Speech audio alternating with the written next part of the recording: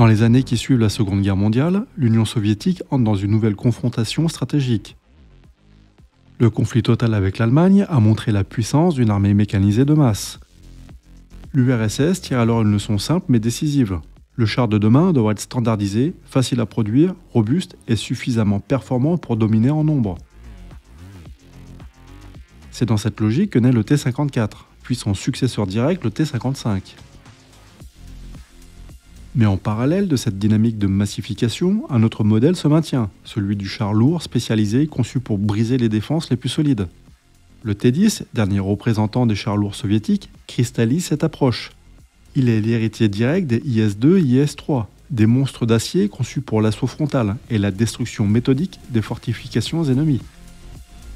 La décennie 1950-1960 est ainsi marquée par une tension entre deux visions, celle du char unique, capable de tout faire, produit par dizaines de milliers, et celle d'un char spécialisé, réservé aux missions de rupture, imposant sa masse et sa puissance sur un champ de bataille déjà saturé.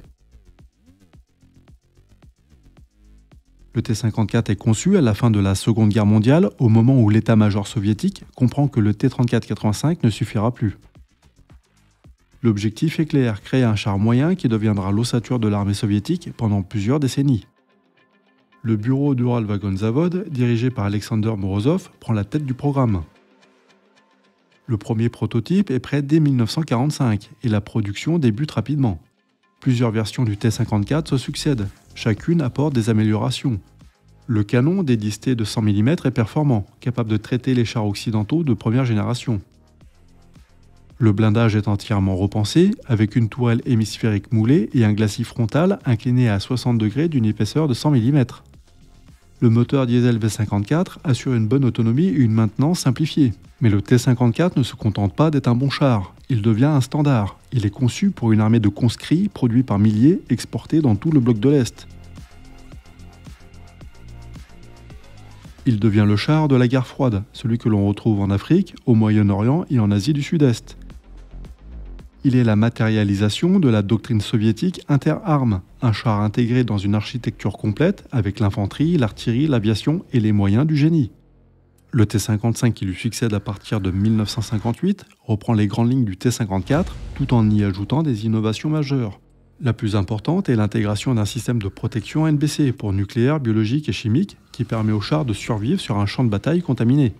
Le moteur est amélioré, la capacité de carburant augmentée et plusieurs versions modernisées verront le jour au fil des décennies. Le T-55 n'est pas un char exceptionnel individuellement, mais il est pensé pour fonctionner dans un système. C'est là toute sa force. Il peut être pris en main rapidement, entretenu simplement, produit en masse et déployé partout. Il est le char d'une armée de conscription conçue pour une guerre totale sur le théâtre européen.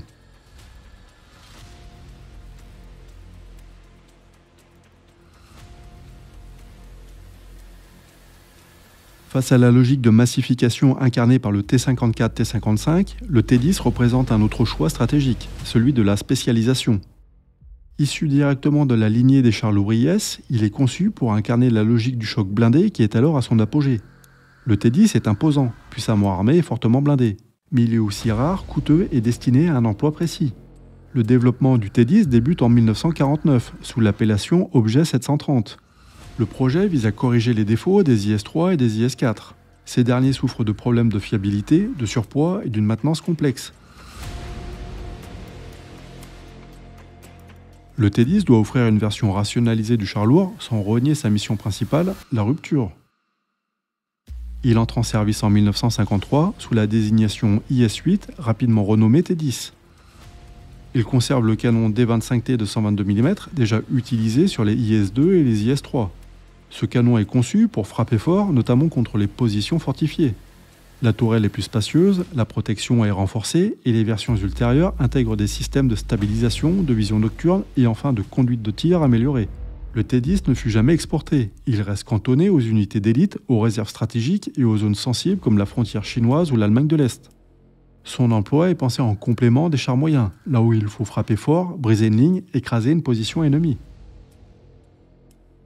Mais le T-10 arrive à un moment où le concept même de char lourd est remis en cause.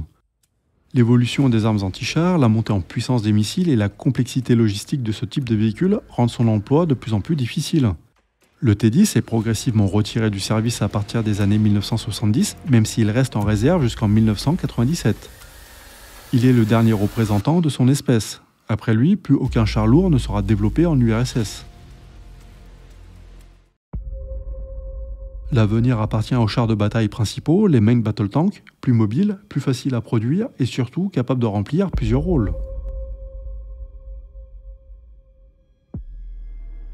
L'opposition entre T-54, T-55 et le T-10 n'est pas seulement une question de gabarit ou de puissance de feu, elle traduit deux visions de la guerre et deux visions du char. Le T-54, T-55 est conçu pour une guerre d'attrition mécanisée. Il doit être présent partout, en grande quantité, capable d'assurer la supériorité numérique, la résilience logistique et la continuité des opérations. Il est intégré dans une chaîne tactique entourée de BMP, d'artillerie, de reconnaissance. Il est standardisé, rationalisé et simplifié. Le T-10 à l'inverse est conçu pour l'effet de choc. Il doit frapper un point dur, réduire une fortification, éliminer un char adverse plus puissant. Il est réservé aux missions les plus critiques, où la masse seule ne suffit pas. Mais cette spécialisation le rend vulnérable à une évolution technologique rapide. Les armes anti-chars deviennent plus précises, plus mobiles et rendent la lourdeur de ces blindages obsolète.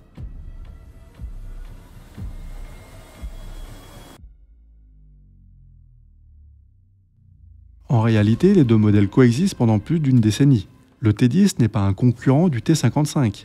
Il en est le complément, mais leurs trajectoires divergent rapidement. Tandis que le T-55 continue d'être produit, modernisé, exporté et adapté aux nouveaux conflits, le T-10 devient une relique, un dinosaure, un monument symbole d'une époque révolue.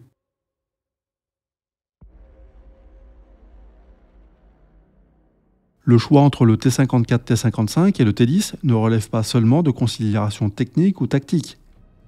Il reflète aussi une vision politique de la guerre. Le T-55 est un outil idéologique. Il incarne la capacité de l'URSS à équiper des armées entières, à soutenir ses alliés, à imposer un modèle de guerre mécanisé reproductible partout.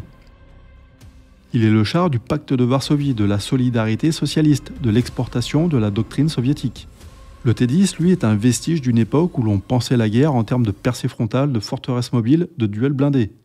Il est le prolongement d'une tradition née dans les ruines de Berlin, mais qui trouve de moins en moins sa place dans un monde où la mobilité, la coordination et l'adaptabilité deviennent centrales. Aujourd'hui, le T-10 est un objet de musée. Le T-55, lui, est toujours en service. Il a été modernisé, adapté et parfois transformé. Il a survécu à l'URSS, traversé des dizaines de conflits, et il reste, dans certaines armées, un outil de guerre actif. Mais derrière cette divergence de destin, il y a une leçon commune, celle de la capacité soviétique à penser le char non pas comme une exception technologique, mais comme un maillon d'un système. Qu'il s'agisse du T-55 produit en masse ou du T-10 pensé comme un outil de rupture, chacun incarne une réponse à une époque, à une menace, à une vision du champ de bataille. Dans le prochain épisode de cette série, nous évoquerons le duel entre modernité et pragmatisme. Si cette vidéo vous a plu, le pouce en l'air fait toujours plaisir, tout comme l'abonnement à la chaîne. Vous pouvez également parler de la chaîne autour de vous. Merci pour votre visite et à bientôt sur LTDO.